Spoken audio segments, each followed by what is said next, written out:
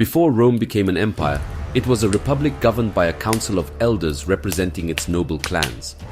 The council elected consuls to rule the city and the conquered territories beyond its sacred borders. This borderline surrounding the city was called the pomerium, a compound word derived from post and moerium, meaning beyond the walls. Anything within the pomerium was Rome, while anything outside it was conquered or open territory owned by Rome. When Roman military leaders conquered distant lands, they were rewarded upon their return with a triumphal procession called the Triumph, the highest military and political honor coveted by ancient Romans. To attain this honor, the commander had to not only conquer new lands, but also have his soldiers declare him imperator, a word originally meaning commander or prince. According to Roman law, any military commander who crossed this border would lose his authority and no longer have obedience or command over his soldiers. Instead, he would enter as a civilian among the general public. If the victorious general announced himself as imperator, he would return with his troops and stand outside the pomerium, waiting. If the victorious commander wanted to enter the city with his armies to be celebrated in the triumphal procession, he had to camp with the army outside the city's borders. Then the council of elders would come out to meet him and assemble with him at the temple of the war goddess Bellona, located in the fields beyond the walls. The military commander would then request permission from the council of elders to enter the city while retaining his rank and the weapons of his soldiers, but only for one day of celebration. If the council of elders agreed and granted permission, the procession would be arranged for the celebration. The people of Rome would line the streets and the great circus, called the Circus Maximus, where the circus of today takes its name.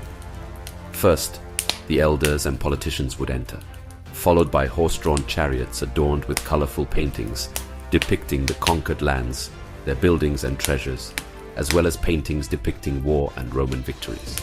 Then, exotic animals brought from those lands would be presented, with elephants, giraffes, and monkeys being particularly popular among the people.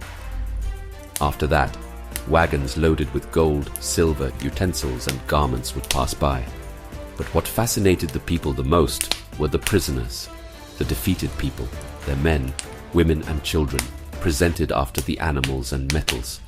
It was preferable for their king or queen to precede them, bound in chains. This was the fate that both Cleopatra, the queen of Egypt, and Zenobia, the queen of Syria, avoided through suicide. After the prisoners had passed by, the victorious commander would enter on a chariot pulled by 4 horses. Once, Pompey the Great, a rival of Julius Caesar, and his ally and son-in-law, and the conqueror of the lands of Syria, tried to enter Rome on a chariot pulled by 4 elephants. However, the city gate was too small for them, so he had to return and rearrange the horses. I say that the victorious commander would have his face painted red, resembling the god Jupiter, the greatest of the Roman gods. The statue of Jupiter in his great temple in Rome had a red painted face. The commander would also wear a crimson cloak from his shoulders to his ankles. That color was limited to the kings of Rome before the era of the Republic. They took it from the Greeks and the Phoenicians, as if the honor here was allowing the military commander to have a godlike face and royal garments. The streets of the Republic resound with cheers for him.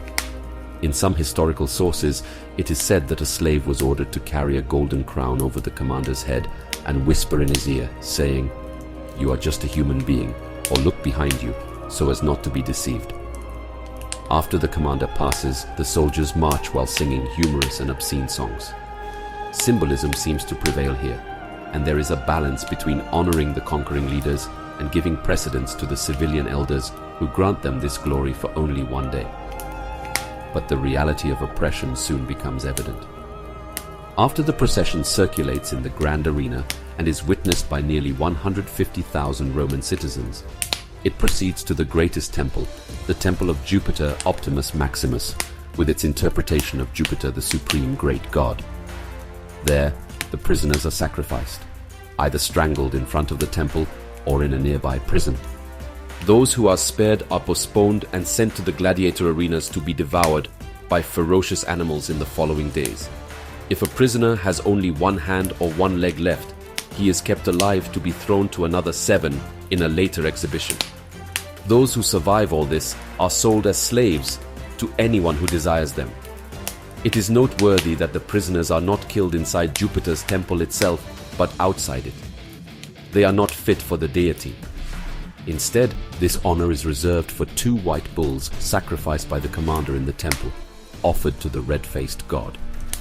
Then the commander invites the elders and military leaders to a feast prepared in the temple, bought with the spoils of war taken from the people he had just defeated. They eat and drink to their satisfaction with wine. On the following day, the commander returns as a civilian, without power or authority, but a civilian who was brought by the military, killed the prisoners, fed the people, and dressed in royal clothing, making his face the face of a god. It was inevitable that a day would come when he would proclaim himself an absolute king, demolishing the republic from its foundations and becoming the commander of the armies, the commander of all people. He becomes the emperor, you know, and the Roman citizens who witnessed the prisoners in the procession become prisoners themselves in the hands of rulers like Nero, Caligula, and Elagabalus. They feed them carved stones shaped like fruit and throw them to the lions, who devour them in one meal or in several meals over several days.